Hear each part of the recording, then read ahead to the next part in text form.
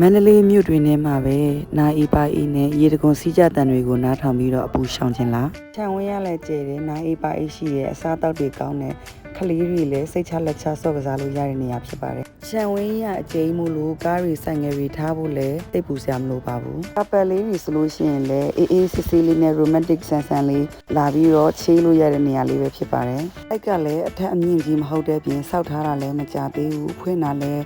တိတ်ပြီးတော့မကြသေးဘူးပေါ့နော်အဲ့အတွက်ကြောင့်လို့စိတ်ချလက်ချနေလို့ရပါတယ်တောက်ဖို့ပြီးသားသူတွေကတော့ဒါပင်ညာလဲဆိုတာကိုသိပြီးသားဖြစ်မှာပါ This is Ibrahim ပါ Ibrahim ဖြစ်ပါတယ်ခြံရဲတောက်မှာဘန်ဂလိုလေးတွေလည်းထပ်ပြီးတော့စောက်နေရတွေ့ခဲ့ပါတယ်လင်းသွားတော့ကတော့စောက်လက်စားပေါ့နော်အခုတော့ပြီးလောက်ပါပြီကဂါရန်ထဲမှာကရိုးရငွေအသက်လေးပါအောင်လုပ်ထားပြီးတာလည်းမျက်စိအေးစေတဲ့မြင်ကွင်းတစ်မျိုးဖြစ်ပါတယ်။ဟောမှာကလည်းမျက်ခင်းစိမ်းလေးတွေခင်းထားပေးပါတယ်။အဲ့ဒီအတွက်ကလေးတွေဆိုလို့ရှိရင်လည်းအေးအေးဆေးဆေးဆော့လို့ရတယ်ပေါ့နော်။ကျမကတော့အဲ့လိုပဲဖက်နှက်မစည်းပဲရှောက်သွားလိုက်ပါတယ်။ရွေးချယ်စရာမီနူးတွေလည်းအများကြီးရှိပါတယ်။ one portion တွေလည်းရတယ်။ကျမကတော့ကိုရခါညွန့်ကြော်ရဲ့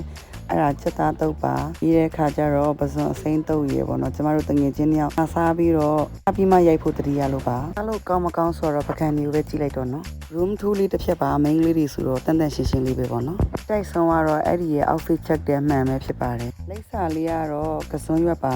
စတာပါ56လမ်း29လမ်းစီမှာပါမန္တလေးမြို့မှာဖြစ်ပါတယ်ရှင်နောက်ထပ် vlog ဒီမှာထပ်တွေ့ချင်ပါတယ်အားလုံးပဲတတာ